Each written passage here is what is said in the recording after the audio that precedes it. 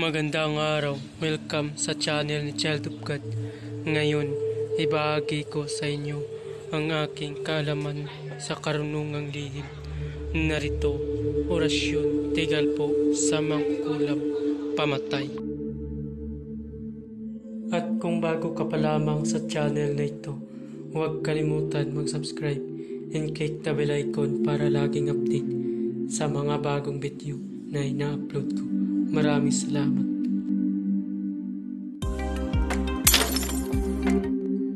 Pamilin, mahalin at pagkaingatan ang bawat ibinabahagi ko sa YouTube channel na ito. Ang kapangyarihan na kapaloob dito ay lubhang may waga. Gamitin lamang sa kabutihan at pagganap ng kalooban ng Diyos. Maginhuwaran at laging isa puso't isip ang 7 layunin. Una, isabuhay ang 4 na gintong simulain, makadiyos, makabayan at makatao, makakalikasan. Pangalawa, isagawa ang pag-ibig sa Diyos, pananampalataya at pag-asa sa pamamagitan ng tiyaga. Pangatlo, isakatuparan ang kabutihan, katuwiran, kalinisan, katotohanan, kadalisayan, kaliwanagan, at kababaan ng kalooban.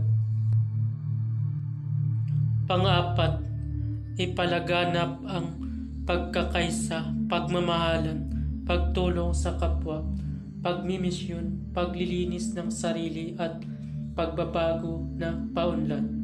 Pang-5, magkaroon ng paggagalangan, pag-unawaan at pagmamahalan sa isa't isa bilang mga kapatid at kapwa-tao. Pang-6, maging dakila sa isip, sa salita at gawa para sa Diyos, sa bayan at tao.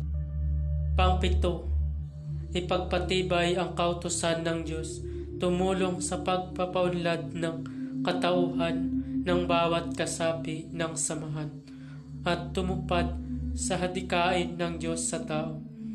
Sa pamamagitan ng pagsunod sa mga layuning ito, ang isang naghahanap sa Diyos ay makakasumpong sa Kanya at hindi pagkagaitan na Kanyang liwanag.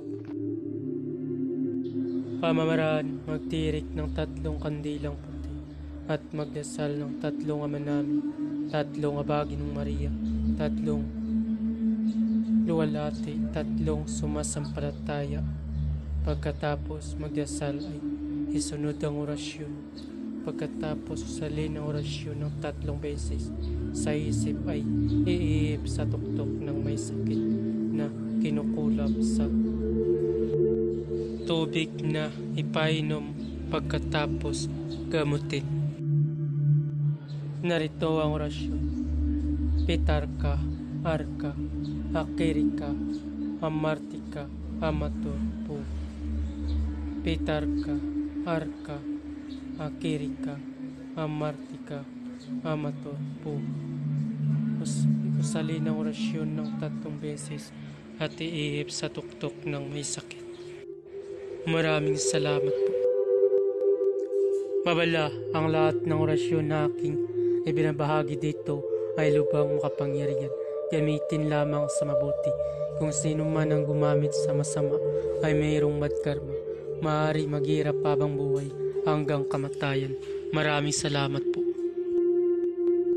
At kung bago ka pa lamang napadpad sa channel na ito, huwag kalimutan mag-subscribe and click the bell icon para laging update sa mga bagong video.